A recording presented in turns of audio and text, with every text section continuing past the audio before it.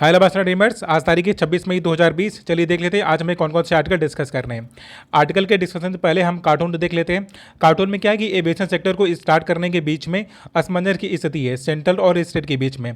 तो ये जो स्ट्रक्चर है ये उसी असमंजस की स्थिति को दिखाता है कि लोग कन्फ्यूज हैं कि हमें एविएशन सेक्टर को स्टार्ट करना चाहिए या नहीं करना चाहिए। जैसे ही स्टार्ट होता है तो यात्री क्या करते हैं, जाने के लिए रेडी हो जाते हैं, लेकिन क्या होता है सिनेरियो पूरा पूरा जो उसका प्रोसीजर है काफ़ी कॉम्प्लेक्स बना करके रखा गया है। राइट, चलिए आर्टिकल स्टार्ट करते हैं। आज की डेट पे हमारे पास जो पहला आर्टिकल है डिस्कस करने के लिए वो लिक्विडिटी के रिगार्डिंग है।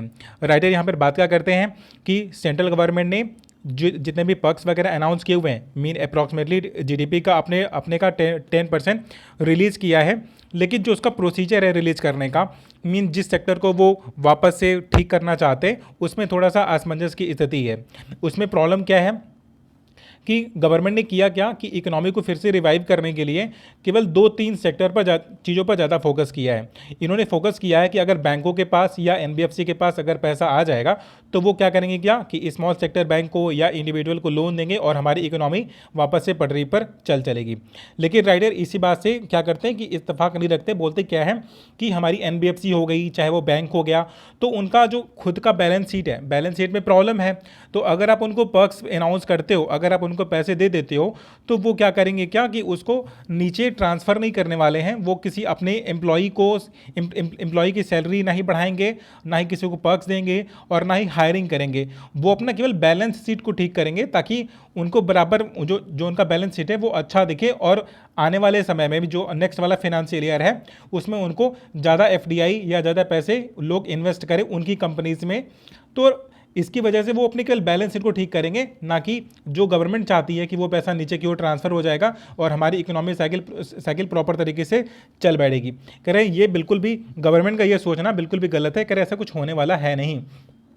फिर राइटर आगे क्या कहते हैं कि अगर इंडिविजुअल, अगर हम एनबीएफसीज की बात करें तो हुआ क्या कि इनके पास अगर एक सीमा तक किसी का बैलेंस शीट ठीक भी है तो वो अपना बैलेंस शीट बिगाड़ना नहीं चाहेंगे कि गवर्नमेंट उनको अगर पैसा दे, अगर उनके पास लिक्विडिटी अगर आ भी जाती है तो कोई नहीं चाहेगा कि किसी ऐसे क्लाइंट को पैसा दे दिया जाए कि जो वो पैसा रिटर्न न कर सके, या किसी ऐसे इंस्टीट्यूशन को पैसा दे दिया जाए जिनके क्लाइंट क्या करें, उनको पैसा रिटर्न न कर सकें।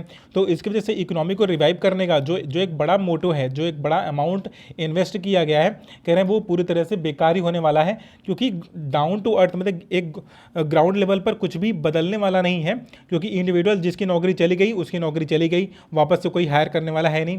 अगर आपने जनधन खाते में पैसा डाल दिया तो डाल दिया, अदरवाइज फिर से पैसे उसमें पड़ने वाले हैं नहीं।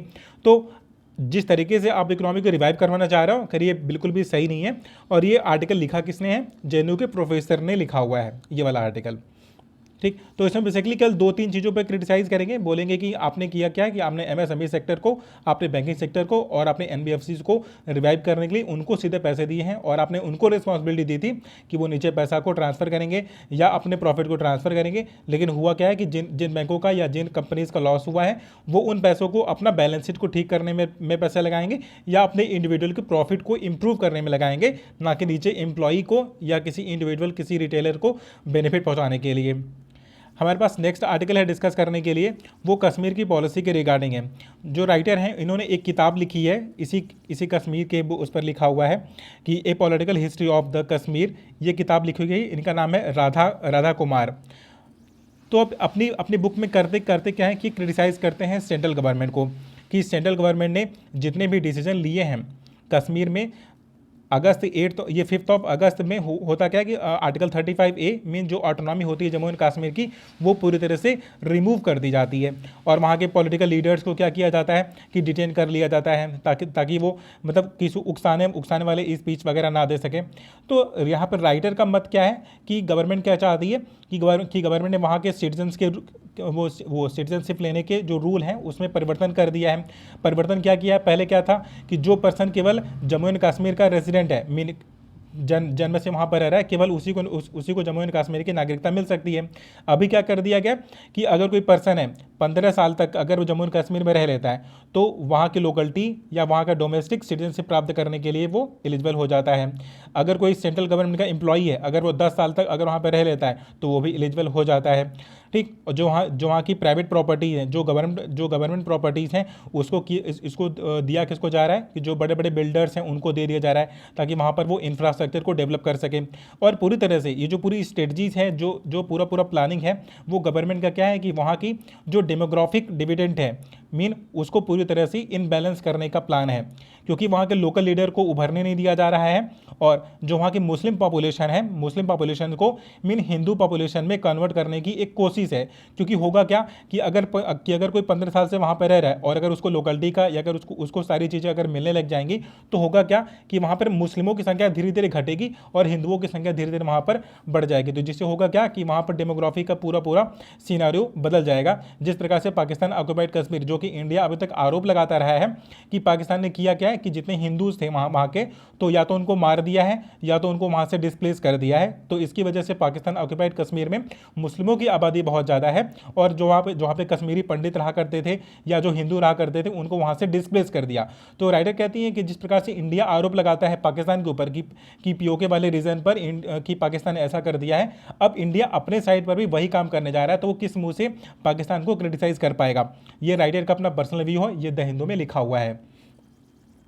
हमारे पास नेक्स्ट आर्टिकल है डिस्कस करने के लिए, वो उसी के रिगार्डिंग है कि एविएशन सेक्टर को कुछ स्टेट क्या चाहते हैं कि एविएशन सेक्टर स्टार्ट ना हो, बट सेंट्रल गवर्नमेंट क्या चाहती है कि जो हमारी डोमेस्टिक डिमांड है एटलीस्ट वो तो फुलफिल होती रहे। क्योंकि पूरी तरह से एविएशन सेक्टर अगर लॉस में चला जाएगा तो एक तरफ तो हमारे जो फाइनेंशियल इंस्टीट्यूशंस हैं उसमें और NBFCs हैं कह रहे वो तो लॉस सही रही हैं, जो हमारा फाइनेंशियल सेक्टर है वो सेक्टर है उसमें तो प्रॉब्लम है ही, लेकिन हमारा एविएशन सेक्टर पूरी तरह से कोलैप्स ना हो जाए। क्योंकि होता क्या है कि अगर कोई एरोप्लेन है और अगर वो अगर फ्लाइंग मोड में नहीं भी है तो भी उस पर मेंटेनेंस पर तो खर्चा लगता ही है। तो जो प्रॉफिट निकलता था पूरी तरह से वो इस समय वो तो लॉस में जा रही है। तो इसीलिए सेंट्रल गवर्नमेंट क्या चाहती है, सेंट्रल गवर्नमेंट चाहती है कि एक डोमेस्टिक डिमांड जो हमारी होती है कि एक स्टेट से दूसरे स्टेट पे लोग तो मूव तो करते ही हैं, तो कह रहे अगर वो उसमें मूव करना चाहते हैं तो प्रॉपर तरीके से मूव करें और वो एविएशन सेक्टर स्लोवली से ही एटलीस्ट डोमेस्टिक डिमांड को तो फुलफिल करता ही रहे। हम आगे का देखेंगे कि इंटरनेशनल डिमांड हम लोग फुलफिल करते हैं या नहीं करते हैं, लेकिन डोमेस्टिक डिमांड तो फुलफिल होनी ही चाहिए। जैसे अगर कोई दिल्ली से अगर महाराष्ट्र अगर कोई जाना चाहता है तो महाराष्ट्र से अगर कोई नॉर्थ ईस्ट स्टेट में जाना चाहता है तो कह रहे प्रॉपर वो फैसिलिटी साथ जाइए। लेकिन राइटर क्या कहते हैं यहाँ पर, कहते हैं कि दोनों में स्टेट और सेंटर के बीच में कोऑर्डिनेशन नहीं है और इसलिए सेंटर को अचानक साथ तुरंत उसे रिज्यूम नहीं करना चाहिए, क्योंकि एक बार वो रिज्यूम करके उन्हें फिर से बंद करना पड़ गया था। कह रहे हैं अब प्रॉपर कंसेप्ट डेवलप करके तभी इस एविएशन सेक्टर को स्टार्ट करें, उससे पहले ये स्टार्ट ना करें। हमारे पास नेक्स्ट आर्टिकल है डिस्कस करने के लिए, वो डिफेमेशन के रिगार्डिंग है। जो हमारी वो होती है ब्यूरोक्रेसी होती है, अभी हमारे पास IPC में एक सेक्शन है 188 जिसके तहत होता क्या है कि अगर कोई ब्यूरोक्रेसी है, अगर कोई ब्यूरोक्रेट है और अगर वो कोई ऑर्डर पास करता है और कोई सिटीजन है वो ऑर्डर नहीं मानता है, तो क्या होता है कि एक ब्यूरोक्रेट के पास पूरा अधिकार होता है कि वो उसे डिटेन कर सके, ठीक 10 दिन के लिए या 1 महीने के लिए, या उसके खिलाफ किसी भी प्रकार का उस प्रकार का वो एक्शन ले सकता है। तो उसी डिफेमेशन के रिगार्डिंग तमिलनाडु में हुआ क्या कि कुछ ब्यूरोक्रेट ने किया क्या कि प्रेस की फ्रीडम पर भी उन्होंने पाबंदी लगा दी कि प्रेस यहाँ से जाएगा कि नहीं जाएगा। तो उसी के रिगार्डिंग आर्टिकल है कि प्रेस में कि एटलीस्ट प्रेस को तो फ्रीडम देना ही चाहिए और जो ब्यूरोक्रेसी है वो काफ़ी ऑटोक्रेसी की तरह काम कर रही है, ठीक। तो उसके डिफेमेशन के लिए एक अलग से पार्लियामेंट को लॉ बनाना चाहिए कि कोई भी ब्यूरोक्रेट हो, चाहे वो कितनी भी हायर अथॉरिटी को, चाहे वो सेक्रेटरी लेवल का पर्सन क्यों ना हो, कह रहे वो किसी प्रेस को डिटेन नहीं कर सकता, किसी प्रेस के फ्रीडम पर वो क्वेश्चन मार्क रेज नहीं कर सकता। ये पूरा आर्टिकल उसी के रिगार्डिंग है। हमारे पास नेक्स्ट आर्टिकल है, ये नीति आयोग के चेयरमैन है राजीव कुमार। तो ये राजीव कुमार लिखेंगे ये आर्टिकल, तो बड़ी ऑब्वियस बात है ये गवर्नमेंट के फेवर में ही लिखेंगे, क्योंकि नीति आयोग के क्या है, ये वाइस प्रेसिडेंट है। अब कहते हैं कि इंडियन इकोनॉमी इतनी बड़ी इकोनॉमी भी नहीं है जिस प्रकार से US वगैरह की है, क्योंकि US के पास इतनी बड़ी इकोनॉमी है, इतना पैसा है कि वो हर सेक्टर को इक्वली पैसा दे सकते हैं, ठीक। जब वो चाहे जिस सेक्टर को चाहे उस सेक्टर को वो रिवाइव कर सकते हैं। लेकिन इंडियन इकोनॉमी उतनी स्ट्रांग नहीं है, उतनी कैपेबल नहीं है, तो यहाँ पर अपॉर्चुनिटी कास्ट की वैल्यू बहुत ज़्यादा है कि हमें क्या करना होगा, हमें चीज़ों को प्रायोरिटाइज करना होगा। जैसे गवर्नमेंट ने किया क्या है कि जितने भी फार्मर या फार्मर से रिलेटेड जितनी भी एक्टिविटीज़ या जितने भी इंस्टीट्यूशंस थे या जितने भी प्रोड्यूस थे, हमने उसको इसेंशियल कमोडिटी के अंदर डाल के रखा हुआ है। तो फिर हमने जो फर्स्ट प्रायोरिटी दी है वो किसानों को दिया है, फिर हमने जो हमारी सेकेंड प्रायोरिटी थी वो मजदूरों की थी। कह रहे उसी प्रकार से हमने प्रायोरिटाइज करके अब यहाँ पे इस पूरे आर्टिकल में डेटा भी मेंशन किया हुआ है कि कितना मैंने MG नरेगा को दिया। ये चीज़ें उतना इंपॉर्टेंट नहीं है, उतना रेलेवेंट नहीं है, डेटा हमेशा याद नहीं रहते, लेकिन रेलेवेंट क्या है कि इकोनॉमी को रिवाइव करने के लिए जो गवर्नमेंट का स्टैंड है, जो गवर्नमेंट का पर्सपेक्टिव है वो क्या है कि एक प्रायोरिटी डेवलप करेंगे कि सबसे पहले हम किसानों को, फिर मजदूरों को, और फिर अपने सेक्टर को, फिर फाइनेंशियल सेक्टर को इस प्रकार से रिवाइव करने के लिए उनको उसी के अकॉर्डिंग पैसा देंगे। क्योंकि क्या है, हमारे पास क्या है, हमारे पास उतने रिसोर्सेस नहीं है कि हम हर सेक्टर को एक साथ इंप्रूव कर सकें। तो हमें इस बात पर तो ध्यान देना ही होगा कि हमें किस सेक्टर को पहले इंप्रूव करना है, फिर किस सेक्टर को बाद में भी इंप्रूव किया जा सकता है। तो एक बड़ी पॉपुलेशन जिस पर डिपेंडेंट है, मीन फार्मिंग पर एक बड़ी आबादी है जो डिपेंडेंट है, एक रूरल पॉपुलेशन है जो एग्रीकल्चर पर डिपेंडेंट है। तो हमने क्या किया, पहले एग्रीकल्चर को रिवाइव करने के लिए ज़्यादा पर्क्स एंड पैसे अनाउंस किए हुए हैं। तो राइटर कहते हैं क्या है, यहाँ पर राजीव कुमार जी कह रहे हैं कि 1.7 लाख करोड़ रुपये जो हमारा पहला पैकेज अनाउंस हुआ था, कह रहे हैं वो इसी एग्रीकल्चर सेक्टर को फोकस करके किया गया था, सो दैट कि उनको इतनी प्रॉब्लम ना हो। ठीक, और जो किसान मानधन योजना वगैरह के तहत जो उनको 6,000 रुपये दिए जा रहे हैं, कह रहे किया क्या कि हमने एडवांस में उनको पैसा दे दिया। जो पैसा हम मीन पूरा वो टाइम पीरियड खत्म होने के बाद देते थे, कह रहे अभी हम क्या कर रहे हैं, अभी हमने उनको एडवांस में पैसा दे दिया है। तो जिसकी वजह से ये पूरे क्राइसिस में इश्यूज रिजॉल्व हो रहे हैं। ठीक, तो ये वाला भी आर्टिकल डिस्कस हो गया। इसमें डेटा बहुत ज़्यादा है तो डेटा उतना रेलिवेंट है नहीं, सो मैं डिस्कस करूँगा नहीं। नेक्स्ट आर्टिकल है moving beyond the Jio politics. ये बात क्या कर रहे हैं कि अभी राइट नाउ लॉकडाउन के टाइम पीरियड के बाद से एक अचानक से एक बहुत सी विषम सी परिस्थिति खड़ी हो गई है। विषम परिस्थिति किस बात की है कि जियो पॉलिटिक्स में सिनारियो में चेंजेस बहुत आ जाए कि जो एक होता है कि प्राइवेट कंपनीज होती हैं, तो प्राइवेट कंपनीज पर कंट्रोल कौन करता है, गवर्नमेंट करती है। लेकिन अभी गवर्नमेंट क्या है, वो इन्फीरियर पोजीशन पर है, वो डोमिनेट नहीं कर पा रही है। जो प्राइवेट कंपनीज है वो डोमिनेट कर रही है। क्यों? क्योंकि उनके पास डेटा बहुत ज़्यादा है। जैसे अमेजन हो गई, फेसबुक हो गया, गूगल हो गया। तो ये क्या है, क्योंकि ये फॉरेन कंपनीज हैं तो इनके पास सिटीजन्स का बहुत भयंकर डेटा होता है कि कौन सा पर्सन क्या ऑर्डर कर रहा है, क्या कंज्यूम कर रहा है, क्या कंज्यूम नहीं कर रहा, किस पर्टिकुलर फील्ड में या किस पर्टिकुलर एरिया में किस चीज़ की डिमांड ज़्यादा है, या तो पूरा आइडिया इनको होता है, अमेजन को पूरा आइडिया होता है। तो इसे करते क्या है कि मार्केट को ये मैनिपुलेट कर सकते हैं कि मीन वो सेक्टर या वो कंपनी वो एफडीआई के फॉर्म में या उस कंपनी में वो ज़्यादा पैसा इन्वेस्ट कर सकेंगे या वहाँ से वो ज़्यादा प्रॉफिट को गेन कर सकते हैं। क्योंकि शेयर मार्केट और स्टॉक मार्केट किस पर काम करता है कि कौन सा सेक्टर उछाल मारने वाला है या कौन सा सेक्टर प्रॉपर तरीके से काम करने वाला है। तो ये इस बात का आइडिया सेंट्रल गवर्नमेंट को तो नहीं होगा, लेकिन जो हमारी फॉरेन की कंपनीज हैं, क्योंकि होता क्या है कि हमारे सिटीजन्स करते क्या है कि किसी भी एप्लीकेशन के केवल यूटिलिटी पर फोकस करते हैं, वो इस बात पर फोकस नहीं करते कि उनका डेटा उनके पास जा रहा है। तो प्राइवेसी पर वो उसका ध्यान नहीं देते हैं। राइटर फिर से बोलते भी हैं कि 90 मिलियन पीपल लोगों ने क्या किया है कि आरोग्य सेतु ऐप को भी इंस्टॉल कर लिया। लेकिन अब 90 मिलियन लोगों ने इसे इंस्टॉल किया है, लेकिन 90 मिलियन से कहीं गुना ज़्यादा अमेजन प्राइम और नेटफ्लिक्स वगैरह के पास डेटा है कि लोग क्या देखना पसंद करते हैं, क्या कंज्यूम करना पसंद करते हैं।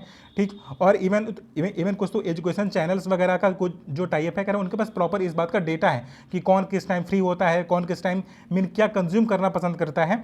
तो अगर इस प्रकार की किसी की इंपॉर्टेंस या किसी की रेलेवेंसी या किसी की अगर प्रायोरिटीज़ अगर किसी कंपनी को पता होती है, तो प्रोडक्ट की डिज़ाइनिंग में बहुत मदद मिलती है कि वो उसी के अकॉर्डिंग प्रोडक्ट को या पर्टिकुलर किसी सीन को या पर्टिकुलर किसी एडवर्टाइजमेंट को वो क्या कर सकते हैं, डिज़ाइन कर सकते हैं। लेकिन ये इस प्रकार का एज हमारी इंडियन कंपनीज़ के पास नहीं है, क्योंकि वो क्या करेगी, कंज्यूमर तक उनकी पहुँच बहुत कम होती है। क्योंकि अगर हम मेजर अगर ई कॉमर्स कंपनीज़ को देखें, तो चाहे वो फ्लिपकार्ट हो गई, फ्लिपकार्ट पहले इंडियन कंपनी थी, लेकिन अभी राइट नाउ तो वॉलमार्ट ने उनको खरीद लिया जो कि अमेरिकन बेस है। तो कोई भी ऐसी कंपनीज ई कॉमर्स की कंपनी नहीं है जो इतनी बिग जायंट हो कि अगर वो सेंट्रल गवर्नमेंट के साथ अगर ट्रेडिंग के रिगार्डिंग या किसी डिस्कशन में बैठती हैं तो सेंट्रल गवर्नमेंट का पलड़ा भारी हो। बल्कि होता क्या है, इसका रिवर्स होता है कि सेंट्रल गवर्नमेंट की जगह उस कंपनी का पलड़ा भारी होता है। वो बता सकती है कि मैं आपको डेटा दूं या ना दूं, राइट। तो इसी पर बात करते हैं। और बिकॉज क्योंकि जो इस समय राइटर हैं जिन्होंने ये पूरा आर्टिकल लिखा है वो पीएमओ में असिस्टेंट भी हैं, तो इसकी वजह से वो कहते क्या है कि एक हमें काउंसिल या एक कमेटी बनानी चाहिए, जिस प्रकार से यूरोपियन यूनियन ने पूरा एक कानून बनाया है कि अगर कोई भी कंपनी है तो जितना भी डेटा का स्टोरेज होगा वो वहीं पर यूरोप में ही होना चाहिए, यूरोप के बाहर नहीं होना चाहिए। और अगर डेटा का अगर मिस यूज होता है या किसी को मैनिपुलेट करने की कोशिश की जाती है, जैसे गूगल हो गया, तो गूगल के काफ़ी एप्लीकेशन ऐसे हैं जो आपको ऑलरेडी किसी सेलफोन में इंस्टॉल मिलेंगे, जस्ट बिकॉज ऑफ वॉट, क्योंकि एंड्रॉयड एक प्लेटफॉर्म है। तो अपना प्लेटफॉर्म गूगल देने के बजाय वो उसके बदले में एक चीज़ डिमांड करता है उस मैन्युफैक्चरिंग कंपनी से कि इनबिल्ट होना चाहिए, मेरा एप्लीकेशन इनबिल्ट होना चाहिए, ना कि कंज्यूमर के ऑप्शन पर होना चाहिए। इसीलिए गूगल के ज़्यादातर एप्लीकेशन क्या होते हैं, ऑलरेडी इंस्टॉल होते हैं, आप उसे अनइंस्टॉल नहीं कर सकते हो। ठीक, तो करें इस प्रकार के मिस यूज करने पर यूरोपियन यूनियन में तो कानून है, लेकिन इंडिया में ऐसा कोई कानून नहीं है। ठीक है, तो इस पर कोई कानून होना चाहिए। राइटर इसी बात पर बात करते हैं। जितने भी रेलिवेंट आर्टिकल थे वो सारे आर्टिकल डिस्कस हो गए हैं। Thank you so much for watching the video.